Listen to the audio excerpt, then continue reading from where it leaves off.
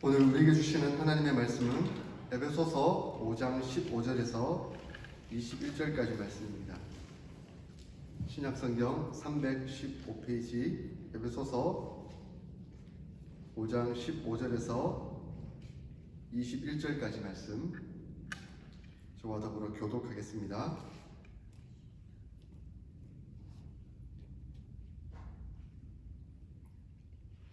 그런즉 너희가 어떻게 행할지를 자세히 주의하여 지혜 없는 자같이 하지 말고 오직 지혜 있는 자같이 하여 그러므로 어리석은 자가 되지 말고 오직 주의 뜻이 무엇인지 이해하라.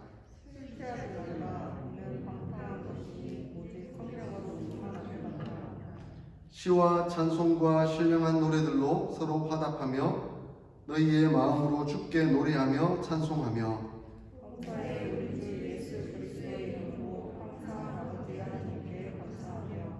함께 읽겠습니다. 그리스도를 경외함으로 피차 복종하라. 아멘. 저는 성도님들과 함께 에베소서 말씀을 나누어 가고 있습니다. 에베소서 강해를 계속해서 진행하고 있습니다. 사도 바울은 우리가 어떠한 존재인지를 늘 강조하고 있습니다. 우리는 신령한 복을 받은 존재입니다. 그 신령한 복을 받았기 때문에 하나님의 자녀가 된 것이죠. 하나님의 자녀가 되었을 뿐만 아니라 하나님 나라의 권속이란 말은 패밀리라는 뜻이죠. 그래서 우리가 하나님의 나라의 백성 되었고 그리고 패밀리가 되었다라고 선포하고 있습니다. 그러면서 하나님의 자녀로서 우리가 누구인지, 우리의 정체성이 무엇인지를 늘 새기도록 이 에베소서 내내 강조하고 있습니다. 우리는 허물과 죄로 죽었던 존재에서 예수 그리스도의 보혈로 말미암아 다시 살림을 받은 존재입니다. 그래서 은혜와 구원을 받은 존재가 되었습니다. 소외된 존재였습니다. 소망도 없고 하나님도 없는 자이었는데 이제는 예수 그리스도의 그 보혈로 말미암아 하나님과 화해가 되고 은혜와 평안을 누리는 존재가 되었다라고 말씀합니다. 그러므로 너희는 이제는 세상의 어둠이 아니라 세상 가운데 빛이 되었다. 그리고 빛의 자녀로 살아야 한다라고 계속해서 연속적으로 강조하고 있습니다.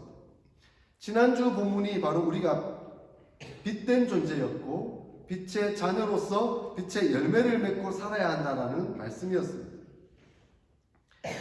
빛의 자녀로 빛의 열매를 맺는 성도라고 한다면 바로 성령의 인도를 받는 사람인 것이죠. 그래서 사도 바울은 계속해서 너희가 빛되었고 빛의 자녀로서 빛의 열매를 맺는 사람이라고 한다면 바로 너희는 성령으로 충만한 사람이다 라는 것을 계속해서 말씀하고 있습니다. 빛의 자녀들은 선함과 의로움과 진실함의 열매를 맺게 되어 있습니다. 그것이 지난 본문의 핵심 내용이었죠. 그런데 사도 바울은 이 내용 연결해서 이런 선함과 의로움과 진실함의 열매를 맺는 빛의 자녀로 살아가기 위해서는 이런 구체적인 방법과 이런 구체적인 태도가 필요하다라고 계속해서 우리에게 말씀해 주고 있습니다. 몇 가지 방법들을 제시해 주고 있는데 오늘 그것을 좀 나누어 보려고 합니다.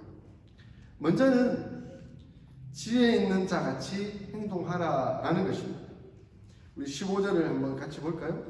15절 같이 읽겠습니다. 시작. 그런즉 너희가 어떻게 행할지를 자세히 주의하여 지혜 없는 자 같이 하지 말고 오직 지혜 있는 자 같이 하여라고 말씀하고 있습니다. 하나님의 자녀는 신중합니다. 함부로 조급하게 행동하지 않습니다. 때때로 어떤 사람들은 성령의 음성을 들었다, 하나님의 능력을 받았다라고 하면서 감정적으로 즉흥적으로 결정하고 막 함부로 말하고 있는 경우를 보기도 하는데요. 오늘 말씀에 비춰서 하나님은 우리에게 신중할 것을 말씀하고 있습니다. 하나님의 뜻이 무엇인가? 성경에서 말씀하시는 의미와 가치는 무엇인가? 예수님이라면 이 상황 속에서 어떻게 판단하셨을고 어떻게 행동하셨을까라는 것을 늘 묵상하는 사람들이 바로 그리스도인들인 것이죠. 이것이 바로 하늘로부터 오는 지혜라고 말씀할 수 있습니다. 그러므로 지혜 없는 자같이 행동하지 않고 지혜 있는 자로 늘 행동하게 되어 있습니다. 여기서 지혜라는 말은 결코 세상에서 말하는 지혜는 아닙니다. 인간적으로 세상을 사는 여러 가지 지혜가 있겠죠. 돈 많이 버는 방법, 사람의 마음을 사는 방법, 그래서 내가 누리고 그리고 이끌고 하는 그런 지혜를 생각할 수도 있을 것입니다. 그러나 하나님의 지혜는 다릅니다. 하나님의 지혜는 세상에서 성공하고 출세하고 돈을 많이 벌고 사람들이 따르는 그런 것을 뛰어넘습니다. 아무리 세상에서 이러한 성공을 누린다 할지라도 만약에 하나님의 뜻에서 벗어나 있고 결국 구원을 잃어버리는 결과라고 한다면 세상에서 누리는 편리한 것들을 얻기 위해서 일시적인 지혜를 얻었을지는 몰라도 결국 영원한 지혜는 잃어버리고 마는 것일 것입니다. 그래서 사도 바울은 진정한 지혜가 무엇인가 하는 것을 연속적으로 우리 얘기하고 있는데요. 16절의 말씀처럼 세월을 아끼는 것이 바로 지혜에 있는 영원한 지혜를 얻는 사람이라는 것을 말씀합니다. 이 세월을 아끼라라는 말을 원어로 보니까 돈을 주고 사라라는 뜻을 가지고 있습니다. 그러니까 우리가 교회에서는 속량하라라는 단어를 많이 들어보셨죠? 그죠? 속량하다. 그러니까 돈을 주고 사라라는 의미를 가지고 있다는 겁니다. 돈을 주고서라도 시간을 사는 것처럼 하나님과 하나님의 말씀 그리고 그 구원의 기회가 주어져 있을 그때에 그것을 붙들어라 하는 것이 세월을 아끼라 하는 의미라는 것입니다. 하나님은 우리에게 하나님의 때를 제공해 주세요. 그것을 우리가 크로노스라는 단어로 쓰고 있는데 그 크로노스는 하나님의 정해진 시간을 의미합니다. 그러므로 그 하나님의 정해진 시간을 우리는 붙들고 그리고 그 안에서 은혜를 누릴 수가 있어야 하는 것입니다. 그러므로 우리는 오늘날 말로 투자해야 합니다. 하나님의 것에, 하나님의 방법에, 하나님의 뜻에 우리는 투자할 수 있어야 하는 것이죠. 허튼 데 시간을 쓰지 마십시오. 여유를 부릴 만큼 한가한 때가 아니라라고 오늘 성경은 우리에게 가르쳐 줍니다. 왜냐하면 시절이 악하기 때문에 그렇습니다. 시절은 끊임없이 세상의 지혜를 따라 허무한 것에 시간과 돈과 에너지를 투자하라고 말하고 있지만 그것은 허무한 것이고 허망한 것에 불과할 것입니다. 그래서 사도 바울은 지난주 본문에 11절에 이렇게 말씀하고 있죠. 열매 없는 어두움의 일에 참여하지 말고 도리어 책망하라 라고 말씀합니다. 세상의 지혜는 끊임없이 열매 없는 어두운 것을 추구하도록 그 일에 참여하여서 시간을 빼앗기도록 만들고 있지만 그러나 하나님의 지혜는 진정한 영원한 것을 추구하도록 우리에게 요청하고 있다는 것입니다. 그러므로 지혜 있는 자가 되십시오. 지혜를 추구할 수 있기를 소망합니다. 자, 그 지혜를 추구하는 사람은 바로 두 번째, 빛의 열매가 무엇인지, 주의 뜻이 무엇인지를 분별하며 사는 사람이다 라고 사도 바울은 계속해서 말씀합니다. 빛의 열매를 맺는 성도들은 하늘의 지혜가 있기 때문에 세상의 지혜를 따라 일시적인 것에 마음을 빼앗기지 않습니다. 그런 어리석은 자가 되지 않습니다. 그렇게 되지 않으려고 늘 주님의 뜻이 무엇인지를 살핍니다. 주님의 뜻이 무엇일까요? 우리 하나님의 뜻이 무엇일까요? 우리 하나님의 뜻은 곧 성령 하나님의 인도하시는 대로 살아가는 것일 것입니다. 성령 하나님께서 하나님의 말씀을 통해서 우리에게 가르치는 대로 살아가는 것일 것입니다. 우리 힘으로는 살아갈 수 없기 때문에 우리 안에 내주하신 그리스도의 영, 곧 성령 하나님을 따라 은혜의 삶을 살아가도록 하는 것일 것입니다. 그러므로 하나님의 뜻은 성령 충만에 있는 것이죠. 그래서 주님의 뜻을 분별하는 사람은 성령 충만으로 살아가는 사람입니다. 근데 이 성령 충만하니까 사람들이 성령 충만이란 무엇일까? 라고 좀 헷갈려하는 것이죠. 그것이 도대체 무엇을 의미하는 것일까? 사도 바울은 그것을 좀 설명해야 했습니다. 18절에 충만이라는 단어가 나오는데 그 앞에 뭐라고 얘기하고 있죠? 술 취하지 말라. 술 취하지 말라라고 말씀하고 있습니다. 사도 바울은 성령 충만이라는 의미를 설명하기 위해서 술이라는 비유를 지금 가져오고 있습니다. 아마 시대적 배경을 설명하려고 했던 것 같습니다. 당시 그리스 로마 신화가 팽배했던 시대였겠죠. 에베소 지역에도 아데미 신전이 있었던 것처럼 그곳에 디오니소스라는 신전들도 곳곳에 있었던 것 같습니다. 디오니소스 제전이라는 축제가 곳곳에서 열렸습니다. 그리고 그 축제 속에서는 디오니소스를 숭배하는 의식이 있었습니다. 디오니소스는 포도나무와 포도주의 신이며 풍요의 신이자 황홀경의 신을 상징했었습니다. 그러므로 이 디오니소스 축제에 참석하는 사람은 그야말로 술에 흥분했던 것이죠. 술에 취해서 흥분한 상태에서 무아지경에 빠져버리는 그래서 그 신을 숭배하는 의식에 있었던 것입니다. 그 흥분한 상태에서 무아지경에 빠져 있는 상태를 디오니소스의 영으로 충만했다라고 당시에 표현이 됐던 것이죠. 그래서 충만이란 술에 취해가지고 막 비틀거리면서 무아지경에 있는 그 상태, 그것을 의미하는 것이구나라고 사람들은 이해했다는 것이죠. 이런 것을 경험한 이방인들 중에서는 그리스도교로 개종한 사람들도 있었습니다. 그 개종한 사람들 중에는 디오니소스의 숭배에서처럼 술 취해서 흥분해서 무아지경이 된 상태가 곧 성령의 능력을 입는 상태인가? 라고 의문을 제기했던 것이죠. 혼동하고 있었던 겁니다.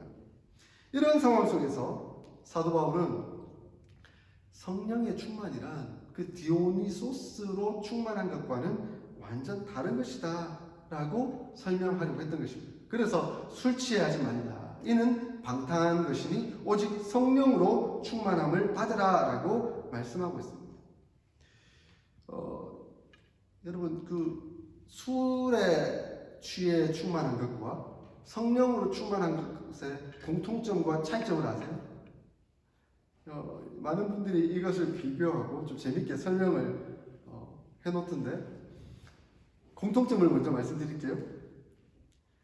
술 취함과 성령의 공통점은 많이 마시면 취한다는 겁니다.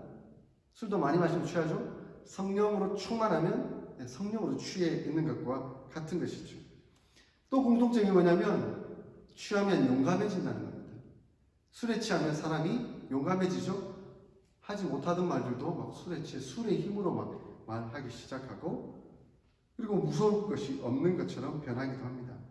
성령에 취하면 전능하신 성령 하나님의 능력으로 말미암아 강하고 담대해지는 것이죠. 또한 공동점은 취하면 제정신이 아니라는 겁니다. 술에 취하면 술기운에 취해서 제정신이 아니고 성령에 취하면 성령 충만하여 성령의 감동하심으로 말미암아 제정신이 아니게 되는 것이죠. 또한 취하면 역사가 일어납니다. 술에 취하면 술의 역사가 일어나죠. 그래서 아무데나 가서 오줌 누고 아무데나 가서 뭐 때려 부수고 뭐 사람을 치기도 하고 그죠?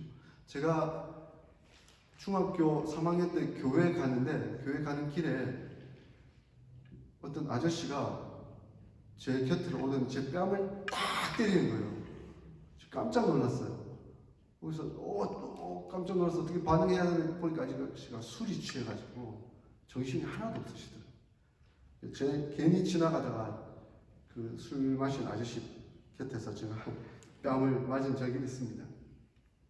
그러나 성령으로 충만하면 눈물이 나오고 감사가 터지고 찬양이 흘러 넘치는 것이죠. 그래서 성령의 역사가 흘러 넘치게 되는 겁니다. 근데 술 취한 것과 성령에 취하는 것은 완전히 다릅니다. 술 취하는 장소는 어디죠? 네, 술집입니다. 그러나 성령이 취하는 곳은, 성령으로 충만한 곳은 바로 교회입니다. 술에 취하면 취할수록 돈이 많이 들어가지만 성령에 취하면 취할수록 은혜가 넘칩니다. 이게 공짜인 것이죠. 그리고 취하면 사람이, 술에 취하면 미친놈이 되지만 성령에 취하면 거룩한 하나님의 백성이 됩니다. 술에 취하면 술 중독자가 되어 결국 죽지만 성령에 취하면 영원히 살 수 있는 영생을 얻게 되는 것이죠. 술에 취하면 가정이 지옥이 되지만 성령으로 충만하면 가정이 천국이 됩니다. 바로 이러한 차이가 일어나는 것이죠. 그러므로 성령으로 충만한 것과 술로 충만한 것은 완전히 다른 개념입니다. 그래서 사도 바울은 술 취함의 결과가 무엇이라고 얘기하고 있습니까? 술 취하지 말라. 이는 방탕한 것이니. 술 취함의 결과는 방탕으로 나타나게 되는 것이죠. 그러나 성령으로 충만하면 은혜가 넘치게 됩니다. 술에 취하면 난폭해지고 방탕하며 무절제한 행동을 하게 되지만 성령으로 충만하면 지혜롭고 은혜로운 삶을 살아갈 수 있다라고 말씀해 줍니다. 그러므로 사도 바울은 계속해서 이제 성령 충만함으로 나타난 그 결과가 무엇인가 하는 것을 우리에게 말씀해 줍니다. 성령 충만의 결과 먼저는 시와 찬송과 신령한 노래들로 서로 화답한다는 것입니다.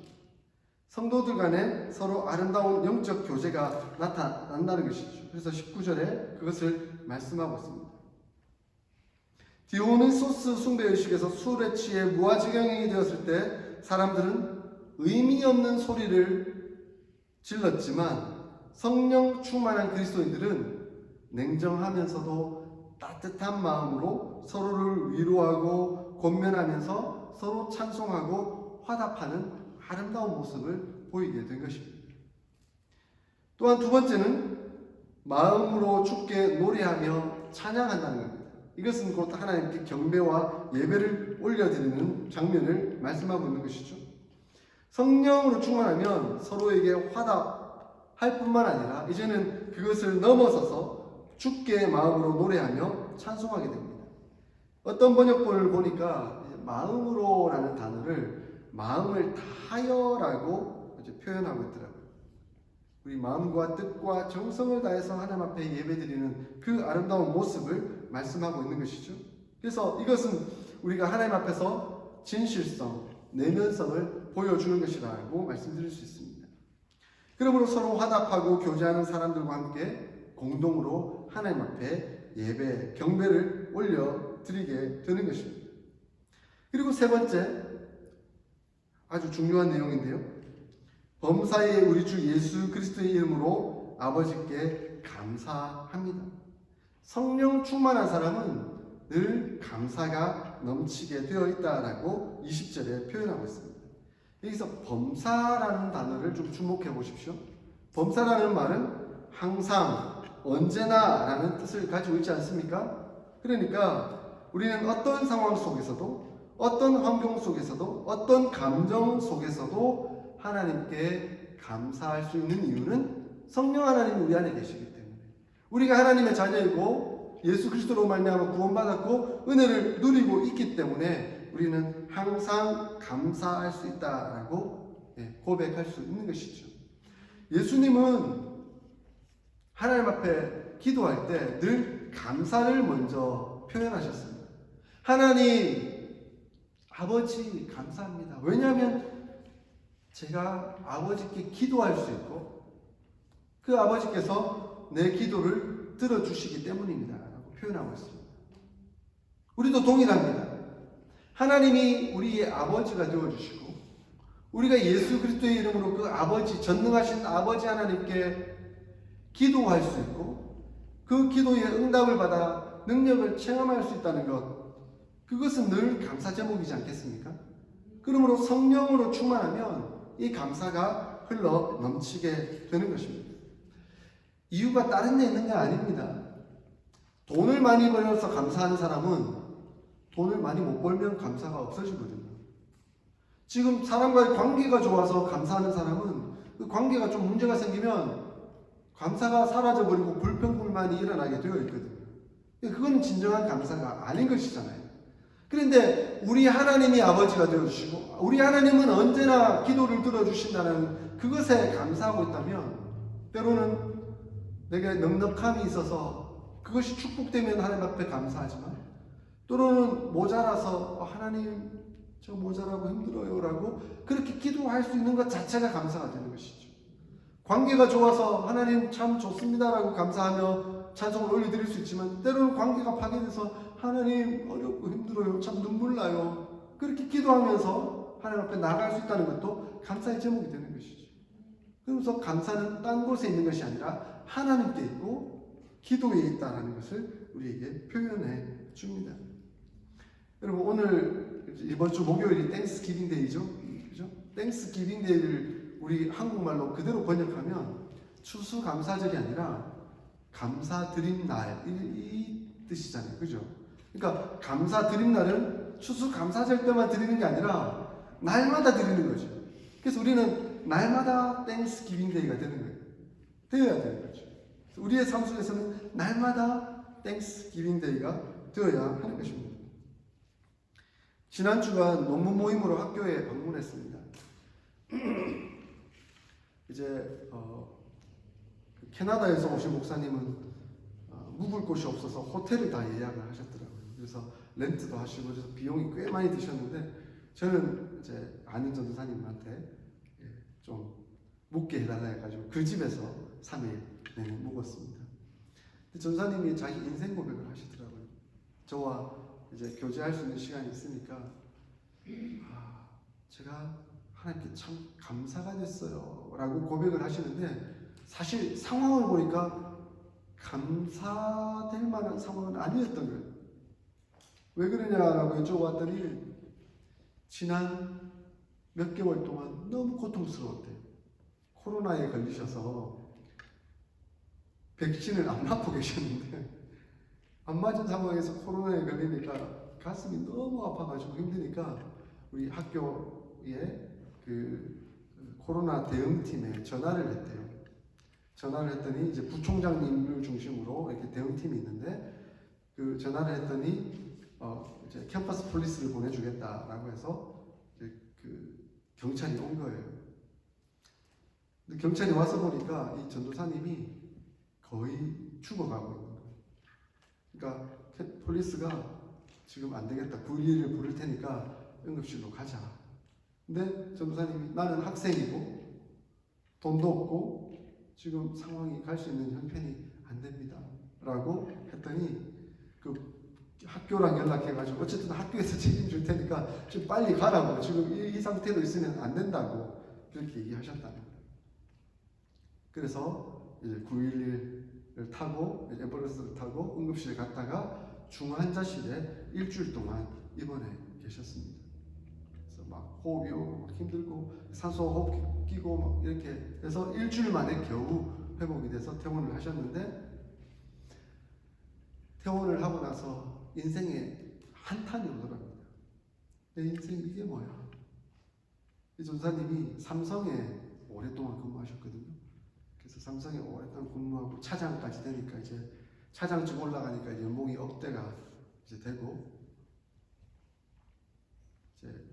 이제 살만한데라는 생각이 들었었는데 그 삼성에서 뭐가 좀 잘못돼 가지고 퇴직을 하게 되고 퇴직을 하게 되니까 하나님 앞에서 내가 좀 진실하게 살아봐야 되겠다 하고 이제 아들하고 딸 데리고 신학교로 오게 되고 사모님도 6, 7년 전부터 이 근육이 쪼그라드는 질병, 희귀병에 걸리셔서 미국에 같이 오지 못하시고 한국의 장모님하고만 남아 계시는 그런 어떤 상황이었는데 이런 여러 가지 어려움을 겪게 되니까 본인이 무너져 버린 거예요.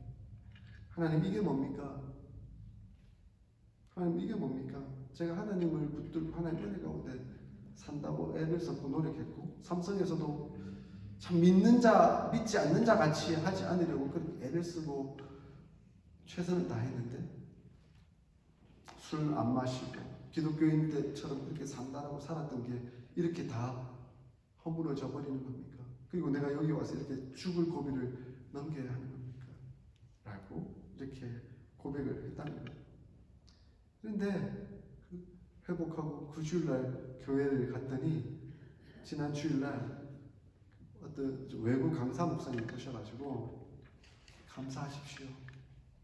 상황과 환경에 좌우되지 마시고 감정에 좌우되지 마시고 모든 것을 주님께 드리면서 감사하십시오라고 설교를 하셨대요. 그 설교를 듣고 그래, 내가 감사를 잃어버렸지, 감사해야 되겠다라고 고백을 하는 순간 자기 마음에 응어리져 있던 그 고통, 아픔, 그 모든 것들이 다 씻긴 듯이 내려가더라고요. 그리고 그러면서 영적으로 막 회복이 되는 거예요. 은혜를 누리게 되는 거예요.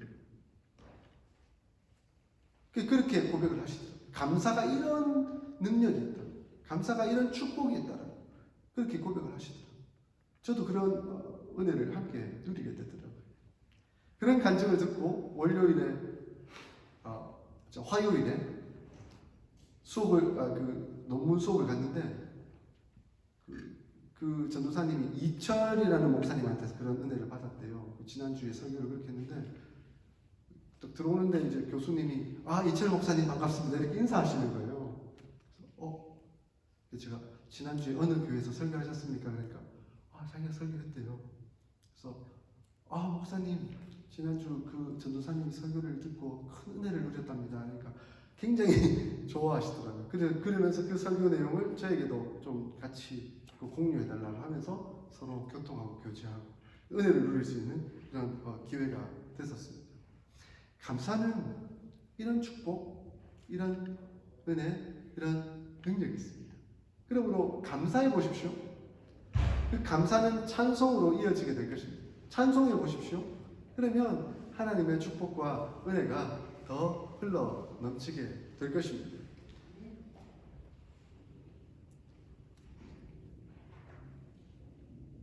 또한 성령으로 충만하면 그리스도를 경외함으로 피차 복종하게 된다라고 말씀하고 있습니다. 마지막으로 성령 충만은 21절에 그리스도를 경외함으로 피차 복종하는 것이다 라고 말씀하고 있습니다. 저는 이 내용에 대해서 누누이 강조해 오고 있습니다. 피차 복종하는 것은 곧 그리스도 십자가의 삶을 본받는 것입니다. 성령은 겸손한 영입니다. 그러므로 성령 충만을 받으면 언제나 그리스도의 온유함과 겸손함을 본받게 되어 있고 나타내게 되어 있습니다. 어느 교회든지 분열이 일어나고 분쟁이 일어나는 것을 보면 성도들이 서로 성령에 충만하다고 말하고 있지만 성령을 얘기하고 자기를 주장하는 형편에 있다는 것을 보게 됩니다. 그러니까 교만한 것이죠. 그런데 자기는 성령에 충만하다고 말하고 있는 겁니다. 그러나 결코 그렇지 않습니다. 성령은 언제나 온유함과 겸손함을 보여주십니다. 그러므로 우리가 성령 충만하다고 한다면 늘 겸손과 온유가 나타나야 하는 것이죠. 이제 마지막으로 사도 바울이 성령 충만하라라고 하는 이 의미 속에서 몇 가지 우리에게 중요한 교훈이 나타나고 있습니다. 성령 충만을 받으라라는 말은 명령입니다. 이 명령이라는 말은 임의적으로 선택할 수 있는 것이 아니라는 거죠. 받아도 되고 안 받아도 되고 하는 문제가 아닙니다. 그리스도인이라고 한다면 그 명령에 따라서 누구라도 다 성령 충만을 받아야 합니다. 그러므로 우리는 성령 충만을 소망하며 순종하며 따라가야 하는 것이죠. 또한 성령 충만을 받으라는 이 원어적인 의미에서는 복수로 사용되고 있습니다. 누구나 나는 성령 충만을 받았다라고 함부로 말할 수 있지만 그것을 초월합니다. 복수형으로 되어 있다는 것은 나만 성령 충만한 것이 아니라 내 가족들, 나와 함께 하고 있는 공동체 모두 함께 더불어서 성령 충만을 해야 한다는 의미를 함께 가지고 있는 것이죠. 그러므로 나는 성령 충만한데 내 주변의 사람이 고통하고 아파하고 있으면 그건 성령 충만의 결과가 아닐 수도 있다는 것을 늘 의심해 봐야 합니다. 오늘날 많은 그리스도인들이 이 신뢰성을 잃어버리는 것 중에 하나가 뭐냐면 나 혼자 성령 충만한 거예요. 남이야 고통받든 말든. 그건 나 혼자 기쁘고 그건 최면에 빠져 있는 것이지 성령 충만이 아닐 수 있다는 것을 성경은 우리에게 가르쳐 주고 있습니다. 그래서 성령 충만을 받으라라는 이 단어의 의미는 복수용으로 기록되어 있다는 것을 늘 기억하십시오. 성령 충만은 몇몇 선택된 사람들의 특권이 아니라 하나님 백성 공동체적으로 함께 받아야 한다는 것을 말씀하고 있습니다. 또한 성령 충만은 수동태로 이루어져 있습니다. 그래서 어떤 번역은 성령께서 너희를 충만케 하라. 성령 충만을 받으라라는 것이 아니라 성령으로 너희를 충만케 하라라는 의미로 받아들여야 된다라고 가르치고 있습니다. 우리가 성령을 조정할 수 있는 게 아니죠. 자, 내가 성령 충만할 테니 성령님 내 안에 오세요. 내가 성령님께 명령하는 게 아닙니다. 우리는 다만 그 성령님께서 나를 주도하시고 나를 이끄시고 충만케 하시는 은혜가 임하기를 소원하며 바라며 순종할 뿐인 것이죠. 그러므로 내가 주도하는 것이 아니라 내가 성령님을 조종하는 것이 아니라 성령 하나님께서 나를 이끄시는 대로 우리는 순종하며 따라가는 것이 필요하다는 것입니다. 그리고 이 성령 충만을 받으라라는 이 시제는 현재 시제로 되어 있습니다. 그러니까 과거에 우리가 단회적으로 성령 임재를 한 번 받고 끝내는 것이 아니라 그 성령 충만은 지속적으로 믿고 순종하는 가운데 계속적으로 새롭게 받아야 한다는 것을 말씀하고 있습니다. 어제 성령 충만했다고 해서 내가 오늘도 성령 충만한 건 아닙니다. 어제 충만했다고 한다면 오늘도 충만해야 되는 것이죠. 어제 순종해서 성령 하나님의 은혜를 따라갔다고 한다면 오늘도 순종하여 성령 하나님의 은혜를 따라가야 하는 것이죠. 그래서 그 성령 충만은 과거의 어떤 것이 아니라 오늘 이 시간 현재 이 상황 속에서 늘 하나님께 간구하며 은혜로 살아가야 하는 것입니다. 사랑하는 성도 여러분, 성령 충만하세요? 네. 성령 충만하기를 늘 소망할 수 있기를 소원합니다. 늘 성령으로 충만한 은혜를 누리며 살아갈 수 있기를 소원합니다. 그러므로 이 성령 충만의 아름다운 결과들이 우리 삶을 통해서 드러날 수 있기를 소원합니다. 성도들 간의 아름다운 교제와 하나님을 찬양하며 노래하며 경배하는 것과 그리고 늘 감사가 넘치는 것과 피차 복종하는 그런 성령 충만의 결과가 우리 삶을 통해 드러나고 또 우리 교회를 통해 드러나서 우리 교회가 하나님의 은혜 가운데 복받는 교회 될 수 있기를 주의 이름으로 간절히 축원드립니다. 아멘.